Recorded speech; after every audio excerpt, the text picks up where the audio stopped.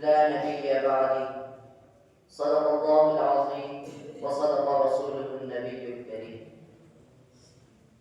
واجب الاحترام معزز سامعین کرام اور مسند انصاف پر جلوہ آرام منصفین کرام، میں آج مختصر سے وقت میں ختم نبوت اور رد قادیانیت کے طویل موضوع پر مفصل اور مدلل انداز میں گفتگو کرنا چاہتا ہوں۔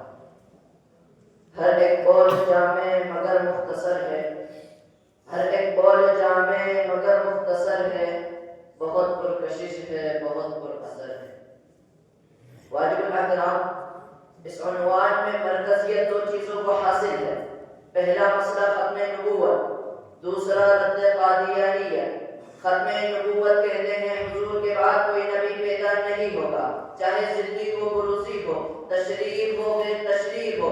جب رب کائنات نے قصر نبوت کی تعمیر کی تو اس کا اختتام حضور کی ذات باری پر فرمایا، جس کی تعمیر خود آقا یوں فرماتے ہیں، فجئت انا فاتممت تلک اللبنۃ، میں نے آ کر قصر نبوت کی تکمیل کر دی۔ قرآن کی 100 آیات، 200 احادیث، اجماع صحابہ و تابعین، اجماع فقہاء اور محدثین ختم نبوت کی عکاسی کرتے ہیں، اور 1,24,000 انبیاء کا کمال منصب نبوت دو چیزوں سے مزین ہوتا ہے۔ نمبر 1 ما قبل انبیاء کی تصدیق کرنا، نمبر 2 ما بعد آنے والے نبی کی خوشخبری دینا۔ حضرت عیسیٰ بھی اعلان فرماتے ہیں، انی رسول اللہ الیکم مصدقا لما بین یدی من التوراۃ ومبشرا برسول یأتی من بعد اسمہ احمد۔ مگر میرے آقا کا کمال منصب نبوت اعلان ختم نبوت پر ہوتا ہے۔ چنانچہ رب لم یزل سورہ احزاب آیت نمبر 40 میں ارشاد فرماتے ہیں، ما کان محمد ابا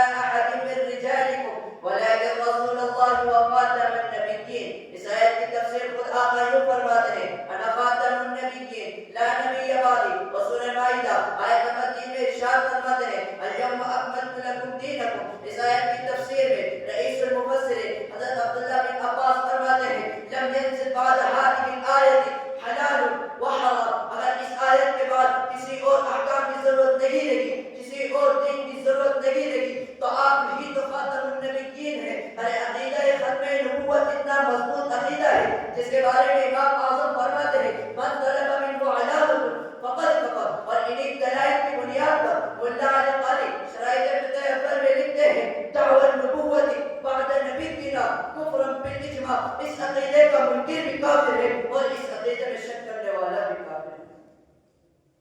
سامعین محترم، عقیدہ ختم نبوت کو کلمے سے سمجھیے۔ اللہ رب العزت نے تمام انبیاء کو کلمہ عطا کیا۔ کلمے کا پہلا جز بے نقطہ، دوسرا جز با نقطہ۔ کلمہ عطا ہوا آدم کو، لا الہ الا اللہ، آدم صفی اللہ، پہلا جز بے نقطہ، دوسرا جز با نقطہ۔ کلمہ عطا ہوا نوح کو، لا الہ الا اللہ، نوح نجی اللہ، پہلا جز بے نقطہ، دوسرا جز با نقطہ۔ کلمہ عطا ہوا عیسیٰ کو، لا الہ الا اللہ، عیسیٰ روح اللہ۔ مگر جب باری میرے امام الانبیاء کی آئی تو کلمہ عطا ہوا، لا الہ الا اللہ محمد رسول اللہ، پہلا جز بے نقطہ، دوسرا جز بھی بے نقطہ۔ گویا کہ اللہ تعالیٰ سمجھا رہے ہیں، جس طرح لا الہ الا اللہ پہ ربوبیت ختم ہے، ویسے ہی محمد رسول اللہ پہ نبوت ختم ہے۔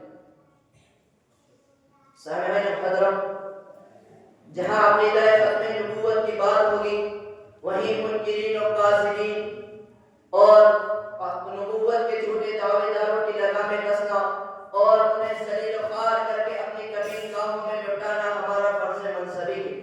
اسی لیے میں وقت کی نزاکت کو مد نظر رکھتے ہوئے مسیلمہ کذاب کے ایک بھائی غلام احمد قادیانی کی گرفت کرنے کے لیے رد قادیانیت کے موضوع کی طرف بڑھتا ہوں۔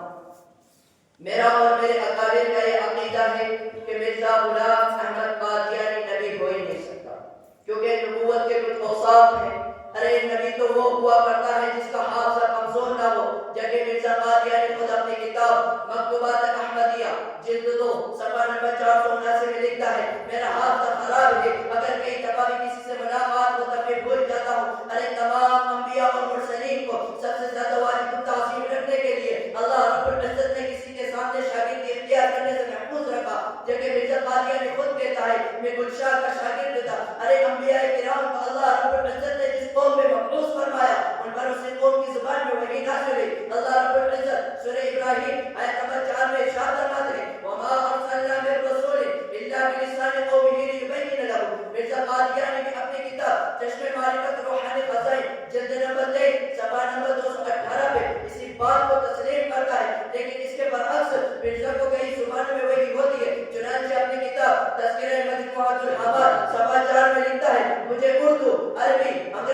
فارسی عبرانی کئی زبانوں میں وحی ہوتی ہے. ارے انبیاء کی خصوصیات میں سے یہ بھی ہے ایک مقدس وجود تہذیب و اخلاق اور صبر و تحمل کے پہاڑ ہوتے ہیں. کسی کی سخت کلامی پر اخلاق کا دامن ہاتھ سے نہیں چھوڑتے, اپنی شیریں زبان اور نرم خواہی کے ذریعے راہ راست پر لانے کی کوشش کرتے ہیں. لیکن اس کے برعکس انبیاء کا مظہر آدم ہونے کا دعوے دار مرزا غلام احمد قادیانی سراسر اخلاق کی کمزوریوں, نکتہ بدگوئیوں اور بد کلامیوں سے لبریز تھا. چنانچہ اپنی کتاب روحانی خزائن جلد نمبر 9 صفحہ نمبر 31 میں تمام مسلمانوں کو ولد الحرام کہتا ہے. اپنی کتاب روحانی خزائن جلد نمبر 11 صفحہ نمبر 305 میں تمام اولیاء کرام کو گالیاں دیتا ہے. حضرت عیسیٰ علیہ السلام کی گستاخیاں کرتا ہے, صحابہ و اہل بیت کی توہین کرتا ہے, احادیث رسول کا استہزاء کرتا ہے. تو پھر میں یہ کہنے پر مجبور ہوں, اکملت لکم آیت قرآن کو پڑھ کر ذلی و بروسی کی نبوت کو مٹا دو.